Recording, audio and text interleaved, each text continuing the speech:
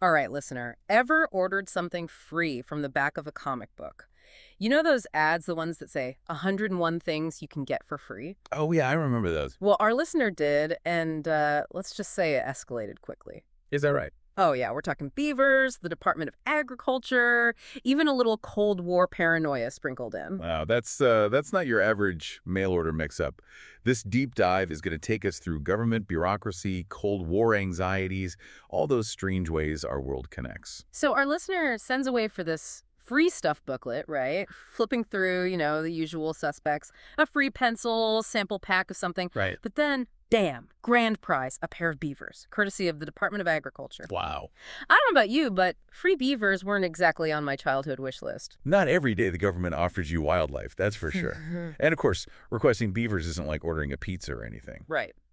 The Department of Agriculture gets back to our listener, not with a delivery date, but with a whole document outlining beaver relocation, habitat requirements, the whole 9 yards. Oh, Ressner was dedicated, though. I'll give them that. Mhm. They dove headfirst into this whole bureaucratic adventure. They even put together a resume Really? claiming prior experience procuring elephants for zoos. No kidding. I'm not sure what's more impressive, the commitment to getting those beavers or the creativity of that resume. I'd have to agree with you there. But that's where this story takes a turn. Oh. See, our listener needs maps, right? Got to figure out where these beavers could even go. Mhm. But detailed wilderness maps, those weren't exactly easy to come by, especially back then. Yeah, this is the Cold War era we're talking about.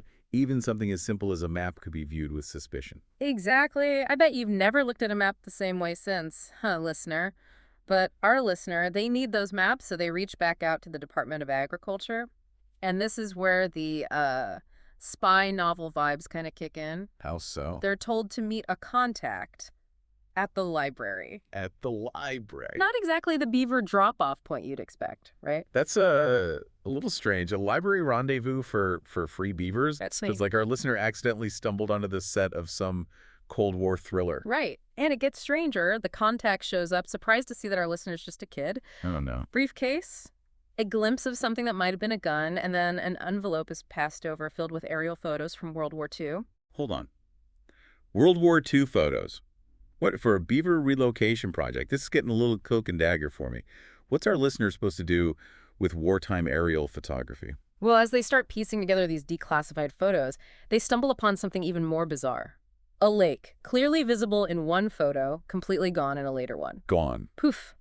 Vanished. And in the Cold War era, even a disappearing lake is suspicious. You've got to be kidding me. This is straight out of the X-Files. All right, I'm invested now. A missing lake. What happens next? You'd think a vanishing lake would be the climax, right? Right.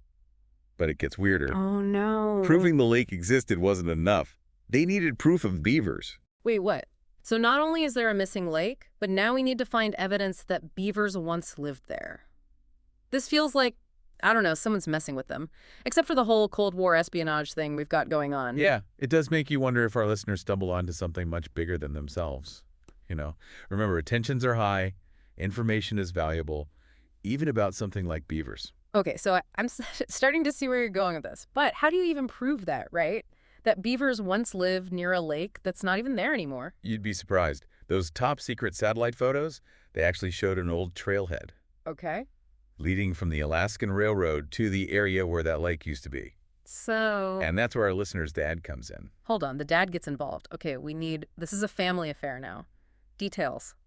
Picture this, right? Father and child, cameras, healthy dose of determination. I love it. They hop on a train to the Alaskan wilderness, hiking along this overgrown trail, going deeper and deeper, all to find an old beaver dam. Okay, now that's a story for the photo album. But seriously, they're looking for an actual beaver dam in the middle of nowhere. Now that's dedication. Did they find it? They did. After all that, they found the remnants of this beaver dam. Wow. Photographic evidence secured. They hightailed it back to civilization. Yeah. Mission accomplished. You have to admire the persistence, right? Yeah. They didn't give up even when things got strange. That's incredible. Talk about a wild goose chase, though. But they have their proof, they have their pictures, so time for those beavers to arrive, right? Well, about that. Remember that mysterious contact, briefcase? Yeah. The next meeting, far from what you'd expect. Really? No shady library this time. Oh. Our listener hands over the photos, right? Written account of the whole adventure. And the contact. They barely even look at it.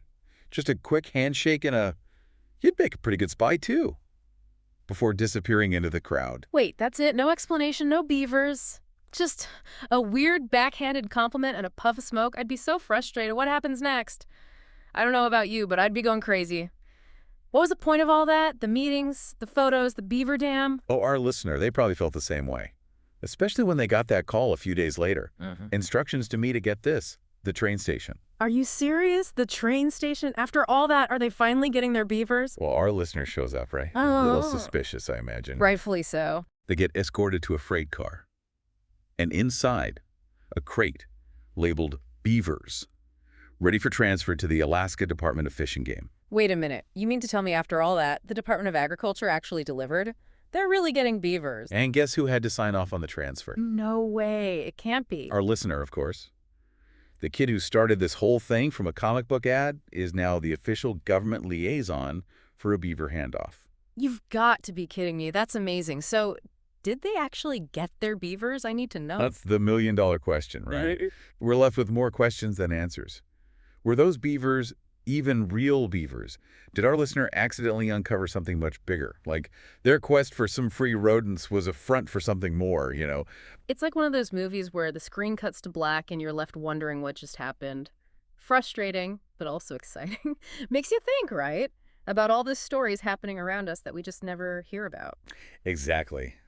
This deep dive, it reminds us that sometimes the most ordinary things, like mailing off a coupon, can turn into these wild adventures. Bureaucracy, Cold War paranoia, those strange ways our world works, it's all connected. And sometimes truth really is stranger than fiction. You never know what's hidden just below the surface. So, listener, keep asking questions. Keep exploring. Who knows? Maybe you'll stumble onto your own Operation Free Beavers. Until next time, happy diving.